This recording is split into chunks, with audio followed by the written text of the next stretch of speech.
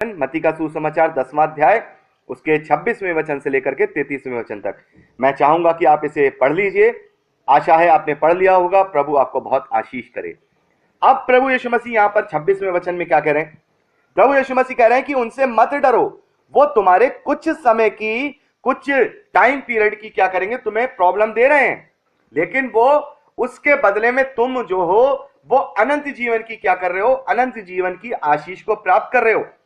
26वें वचन में प्रभु यीशु मसीह कहते हैं, इसलिए मनुष्यों से मत डरना, क्योंकि कुछ ढका नहीं जो खोला ना जाएगा, और ना कुछ छिपा है और जो जाना ना जाएगा। मैं तुमसे अंधियारे में कहता हूं, उसे तुम उजियाले में कहो, और जो कानों कान सुनते हो उसे छतों पर से प्रचार करो। तो प्रभु यीशु मसीह कहते हैं कि मनुष्यों से मत डरो, मनुष्य तुम्हारा कुछ नहीं करेगा। आज जो अपने आप को बहुत ज्यादा धर्मी बनते हैं या अपने आप को अच्छा बनते हैं, तो मैं तुमसे कह रहा हूं कि कुछ भी ढका नहीं, सबकी बातों को स्वर्ग के राज्य में जब न्याय किया जाएगा तब खोल दिया जाएगा।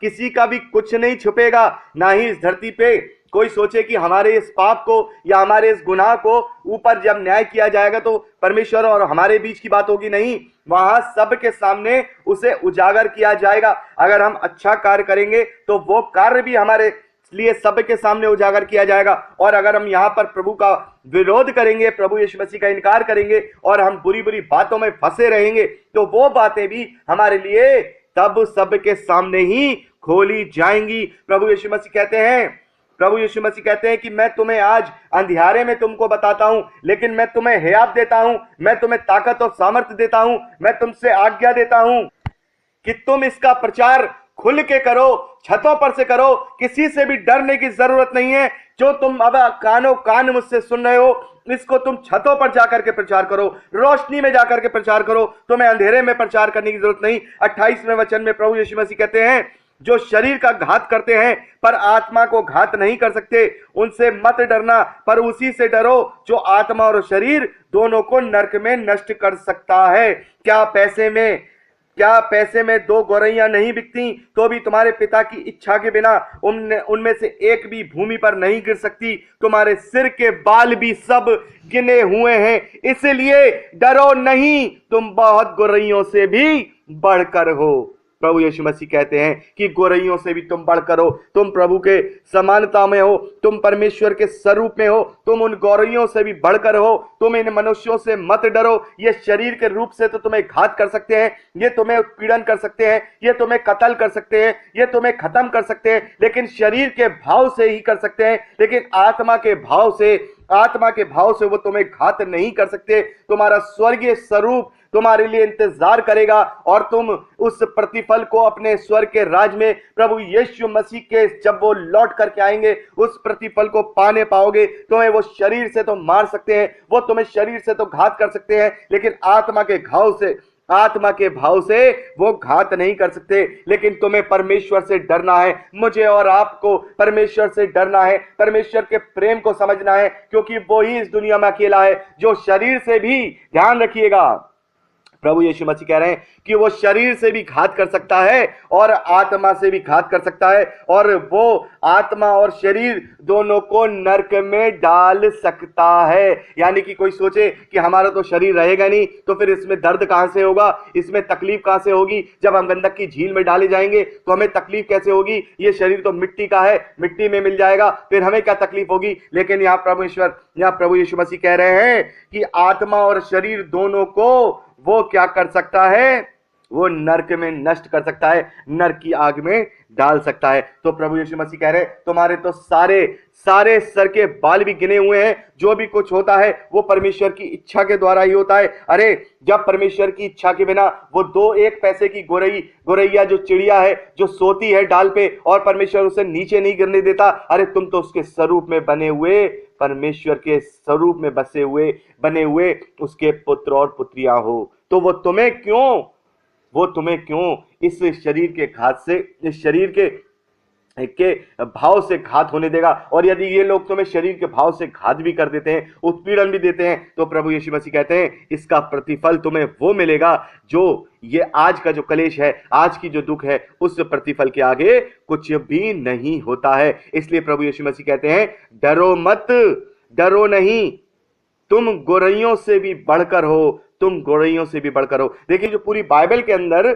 जो है मत डर का जो शब्द है, मत डर, वो 365 बार आया है, 365 बार, 365 बार मत डर का शब्द बाइबल में आया है। और एक साल में 365 दिन होते हैं, तो ये कोइंसिडेंट कह लीजिए या परमेश्वर की बुद्धि हमसे भी बहुत आगे है, जहां हमारी खत्म होती है वहां उसकी शुरू होती है। तो प्रभु कहते हैं 365 बार यानी 365 दिन हे आप और पूरी सामर्थ और शक्ति के साथ निडर होकर के तू मेरे पीछे चल, अपना क्रूस उठा ले, क्योंकि तू जब अपना क्रूस उठा के मेरे पीछे हो लेगा तो वो जो अनंत जीवन का जो भाव है, अनंत जीवन का जो स्वरूप है, जो अनंत जीवन का जो शरीर है, वो मैं तुझे देने पाऊंगा। वहां ना तो रोना होगा, ना दांत पीसना होगा, ना आंसू होंगे, ना दुख होगा, वहां केवल आनंद और खुशियां होंगी, जय जयकार होगी, और हमारा जो सहभागिता वो परमेश्वर के साथ होगी। तो यहाँ प्रभु यीशु मसीह जो है इसी विषय में बात कर रहे हैं कि तुम्हें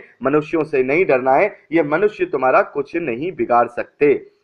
32वें और 33वें वचन में प्रभु यीशु मसीह कहते हैं जो कोई मनुष्यों के सामने मुझे मान लेगा उसे मैं अपने स्वर्गीय पिता के सामने मान लूंगा, पर जो कोई मनुष्यों के सामने मेरा इनकार करेगा उसे मैं भी अपने स्वर्गीय पिता के सामने इनकार कर दूंगा। तो दोस्तों यहां पर बहुत ही सीरियस बात यहां प्रभु यीशु मसीह कह रहे हैं, बहुत सीरियस बात है। और खासकर हम जो अन्य जाति से लोग जो आते हैं, जो प्रभु को ग्रहण करते हैं, ये उनके लिए भी बहुत ज्यादा जो है सोचने और समझने की बात है।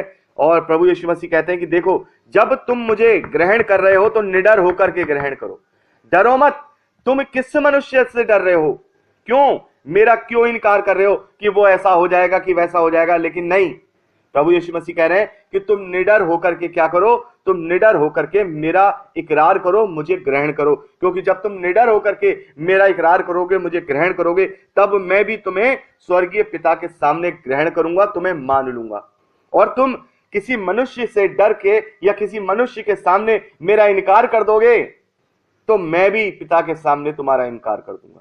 तो यहां इनकार करने के लिए प्रभु यीशु मसीह कह रहे हैं कि आपको यदि आपको अपने आप को छुपाना भी पड़ रहा है, अपने परिवार से, अपने लोगों से आपको इस प्रकार से बिहेव करना पड़ रहा है कि आप प्रभु यीशु मसीह को नहीं मानते हैं, लेकिन फिर भी आपको इस प्रकार का अपने मुंह से कोई शब्द नहीं निकालना है जो परमेश्वर के विरोध में हो, कि या फिर इस प्रकार का कोई कार्य नहीं करना है जो परमेश्वर प्रभु यीशु मसीह का इनकार करता हो, या उन्हें कोई गलत अपशब्द बोलता हो, या प्रभु यीशु मसीह की शिक्षाओं को गलत बोलता हो। तो उस सभा में भी नहीं बैठ करके आपको क्या करना है, उस सभा में भी नहीं बैठना है, और ना ही इस प्रकार से आपको ये फील कराना है कि आप भी प्रभु का इनकार कर रहे हैं। आप अगर किसी से छिप करके या किसी से बिना बताए अगर आप प्रभु को ग्रहण किए हुए हैं, या आपके परिवार को पता नहीं और आप बालिग हैं और आप जो है अपना फैसले खुद ले सकते हैं, तो फिर आप ऐसा बिहेव कीजिए कि उनको ये ना लगे कि आप भी मसीह के विरोध में। भले उन्हें ये ऐसा महसूस होता रहे कि हाँ ये मसीह बन गया है, हमें लगता है कि हो गया, आपकी बातों से लगे लगता रहे, तो अगर आप लेकिन अपने मुंह से कभी भी प्रभु यीशु मसीह की शिक्षाओं को और उनकी बातों को बुरा नहीं कहेंगे। तो यहाँ पर प्रभु यीशु मसीह हमसे यही कहना चाह रहे हैं कि तुम्हें मेरा इनकार नहीं करना है। अगर तुम मेरा इनकार कर दोगे तो मैं भी पिता के सामने तुम्हारा इनकार कर दूंगा, और अगर तुम मेरा यहाँ पर मान लोगे, दुनिया के सामने मुझे मान लोगे, मुझे ग्रहण कर लोगे, तो मैं भी तुम्हें स्वर्गीय पिता के सामने मान लूंगा। तो यहाँ हमने 26वें वचन से लेकर के 33वें वचन तक हमने अध्ययन कर लिया। यदि वीडियो पसंद आए तो लाइक करें, कमेंट करें, शेयर करें और सब्सक्राइब करना ना भूलें। धन्यवाद। God bless you. परमेश्वर हम सबको बहुत आशीष दे। आमीन।